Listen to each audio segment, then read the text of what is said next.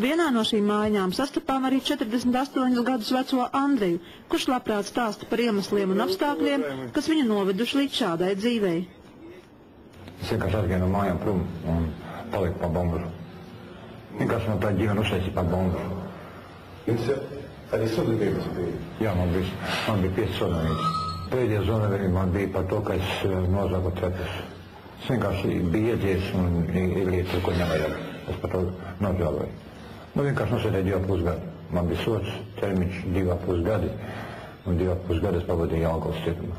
Tas, laikam, pēdējais sroks, pēdējais termiņš manā dzīvē, ko es izcietu tagad. Jo tagad es nokārtoju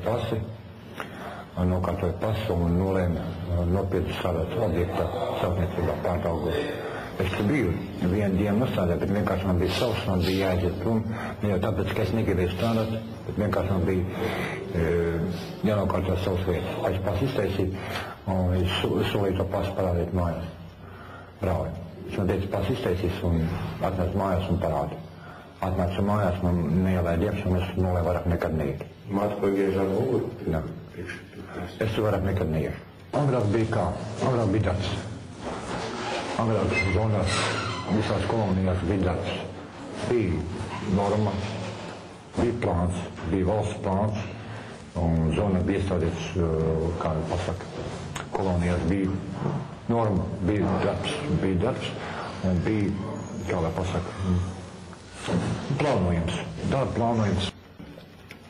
Par mans runā visādi, ka es esmu bandīts, ka es esmu tāds un tāds. Jaunībā, ka bija maziņš.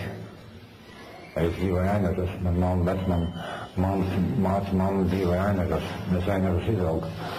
Man vecmāte ved uz baznīcu. Es gāju uz baznīcu un lasīju bībeles arī tajā laikā, Krievu laika, sleps pie sevis. Es mācījos palikt skolā. Es domāju, ka es esmu dums un vienkārši tas, ka man bija galīga atpalīdzība. Bet es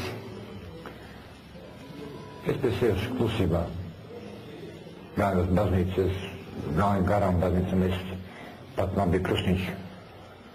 Tad es nodarbos ar sportu. Es iemācījos aizstāvēt sevi, ja tikai sevi, bet jāvajadzēs arī cits. Es atvainojos, vai cietumā tas nav darīja? Jā, es vienam ļaunu nekā nedaru.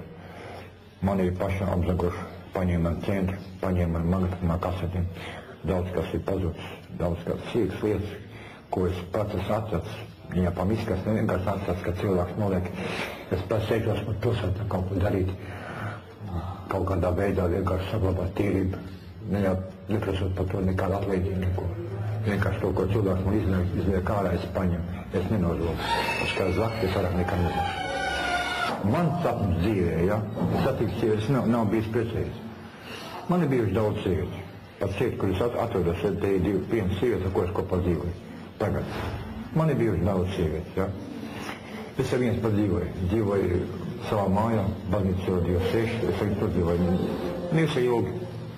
Es strādāju, es nedzēru. Vispār nedzēru. Es nevienu dienu neatās mājās pilē, strādāju tirgotajā laikā. Viņi pat nezinu, ko viņi gribēja. Man māma pasaka, ka viņi nav grozi. Protams, bija jāmaksā par dzīvokli, pa visu. Es centos. Un mēs dzīvojam divatā. Ko viņiem vajadzēs, nezinu, kā pienāk sestdien daudz skapiem. Katru sestdienu skapiem. Ko zināt?